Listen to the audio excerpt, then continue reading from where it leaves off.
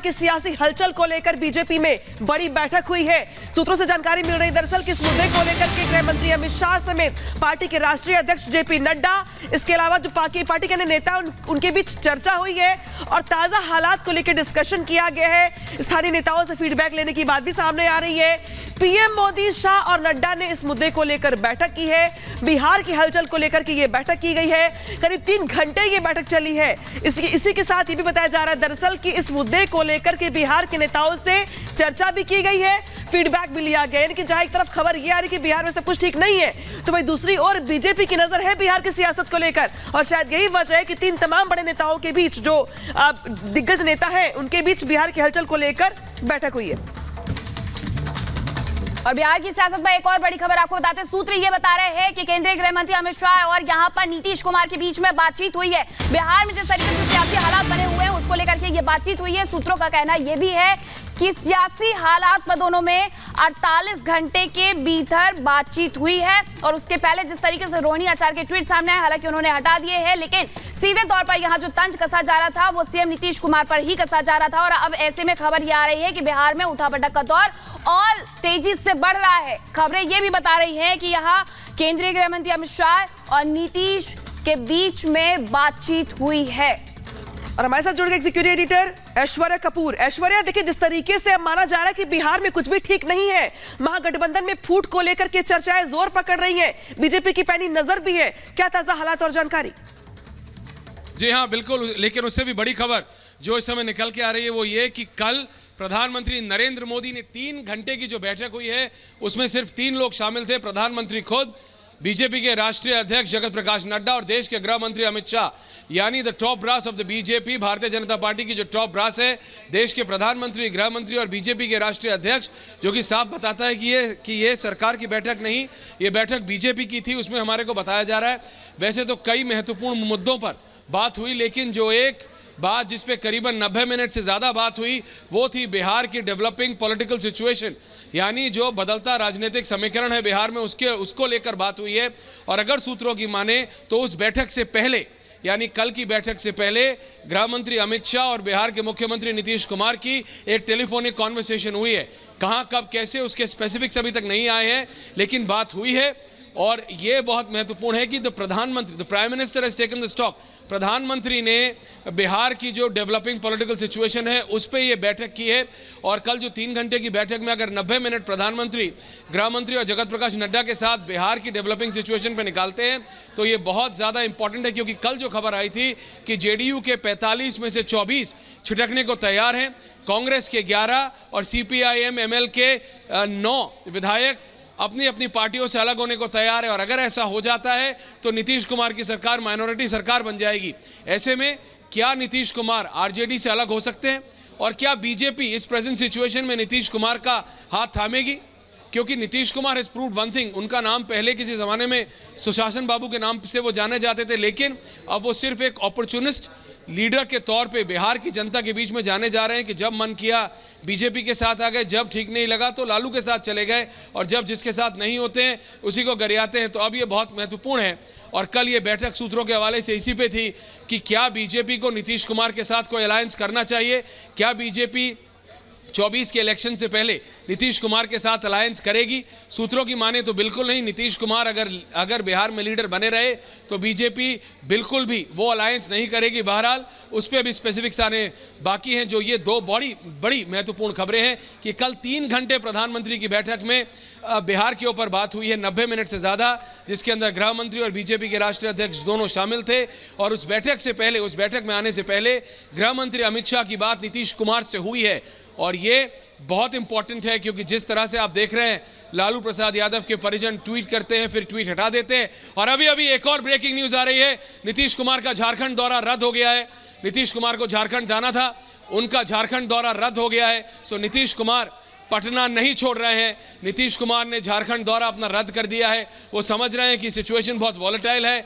चाहे जेडीयू के प्रवक्ता हर समय आके बोलते रहे नहीं ऑल इज वेल, सब ठीक है, ग्राउंड सिचुएशन कुछ और है। और ये अभी की एक और ब्रेकिंग न्यूज़ है, प्रधानमंत्री के कल की बैठक के बाद नीतीश कुमार ने अपना झारखंड दौरा रद्द करा है, वो पटना नहीं छोड़ रहे हैं। Back to in the studios.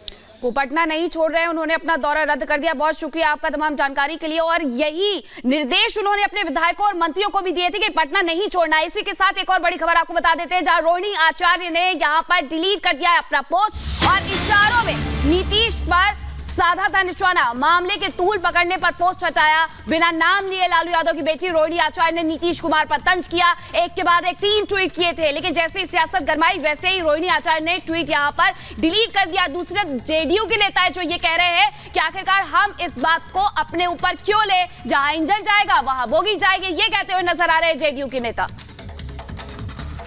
तो देखिए किस तरीके से रोहिणी आचार्य ने पहले ट्वीट किया, ट्वीट के जरिए तंज किया, तंज के बाद अब जिस तरीके से जो विवाद शुरू हो गया, चर्चाएं शुरू हो गई, उस चर्चाओं के तूल पकड़ने के साथ उन्होंने पोस्ट भी हटा दिया है। जिस तरीके से तस्वीर निकल के सामने आ रही है, बताने के लिए काफी कि बिहार में कुछ भी ठीक नहीं है। ऐसे में आपको बताते हैं कि आखिर रोहिणी आचार्य ने ऐसा क्या ट्वीट किया था जिस पर विवाद शुरू हो गया था। उन्होंने लिखा था, समाजवादी पुरोधा होने का करता है वो दावा, हवाओं की तरह बदलती जिनकी विचारधारा है। यानी कि जो ट्वीट था एक तरीके से तंज था नीतीश कुमार पर, लेकिन इसके बाद से जो विवाद शुरू हो गया वो बताने के लिए काफी कि बिहार में कुछ भी ठीक नहीं है।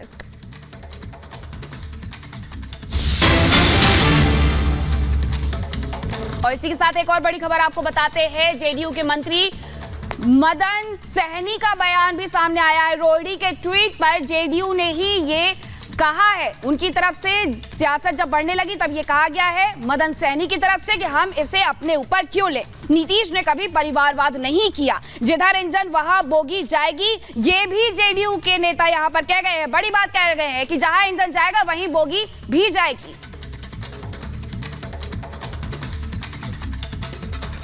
आप तो राजनीति के माहिर खिलाड़ी हैं। हम खिलाड़ी नहीं है, ना ही हम माहिर खिलाड़ी। हम लोग जो है माननीय मुख्यमंत्री नीतीश कुमार जी के हम लोग साथ काम करने वाले हैं। उनका जो निर्देश होता है उसका हम लोग पालन नीतीश जी अगर बोलें कि भाजपा के साथ अब गठबंधन करना है तो आप लोग सब तैयार हैं? भाई इंजन जिधर जाएगा बोगी उधर ही जाएगा, वो जो कहेंगे वही ना हम लोग करेंगे। और हमारे साथ जुड़ गए हमारे वरिष्ठ सहयोगी पटना से प्रकाश जी। प्रकाश जी, देखिए जिस तरीके से तस्वीरें निकल के सामने आ रही हैं, पहले रोहिणी की ओर से ट्वीट किया जाता है, ट्वीट डिलीट कर दिया जाता है, लेकिन ये तो मानना पड़ेगा ना कि बिहार की सियासत में हलचल बहुत तेज है और कुछ भी हो सकता है। बिल्कुल, राजनीतिक गलियारे में जो चर्चा है वो बदलाव की है और इसी के कारण रोहिणी आचार्य को आभास हुआ कल जब परिवारवाद पर नीतीश कुमार ने प्रहार किया तो उन्हें लगा कि ये लालू यादव के परिवार पर प्रहार है और इसके तहत उन्होंने ट्वीट कर दिया कि मतलब हवा की तरह अपना विचारधारा बदलना। तो वो ट्वीट अब डिलीट कर दिया गया है क्योंकि लालू यादव ये बखूबी समझते हैं कि नीतीश कुमार को कोई मुद्दा नहीं देंगे, कारण नहीं देंगे जिसके कारण वो महागठबंधन को छोड़कर जाएं। लेकिन ये लालू यादव और तेजस्वी यादव को भी आभास हो चुका है कि अब नीतीश कुमार कुछ कड़ा राजनीतिक फैसला लेने वाले हैं और जिस तरीके से हलचल बढ़ी हुई है पिछले 1 महीने से बिहार की राजनीति में और जैसे कल कर्पूरी ठाकुर जयंती के अवसर पर नीतीश कुमार ने बयान दिया परिवारवाद पर, उसके बाद कर्पूरी ठाकुर पर और परसों जब कर्पूरी ठाकुर को भारत रत्न दिया गया, पहला ट्वीट आता है जिसमें प्रधानमंत्री को धन्यवाद का जिक्र नहीं होता है। उसके बाद 40 मिनट बाद फिर एक सुधार किया हुआ ट्वीट आता है जिसमें नीतीश कुमार ने प्रधानमंत्री नरेंद्र मोदी को धन्यवाद दिया। उसके बाद बीजेपी के जेडीयू के तमाम नेता प्रधानमंत्री को धन्यवाद ज्ञापन करते हैं।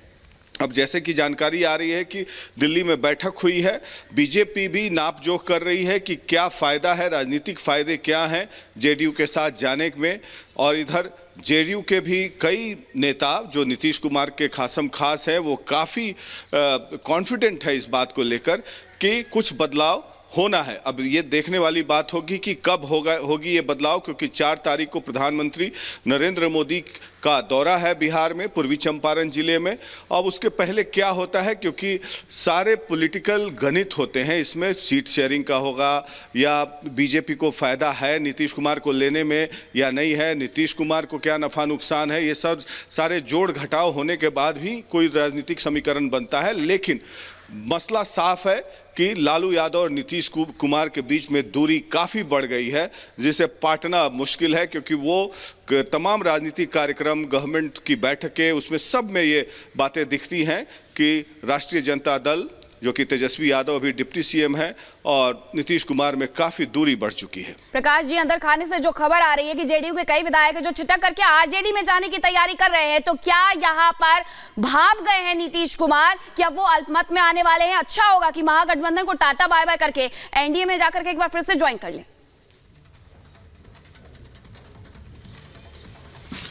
अब ये अंदर खाने की खबर आपको मिली होगी, मेरे पास तो ऐसी खबर नहीं है कि आरजेडी में विधायक शामिल होने जा रहे हैं जेडीयू के।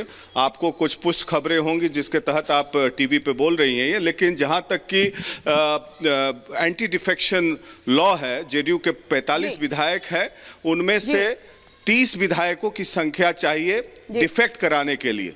2/3 मेजॉरिटी के लिए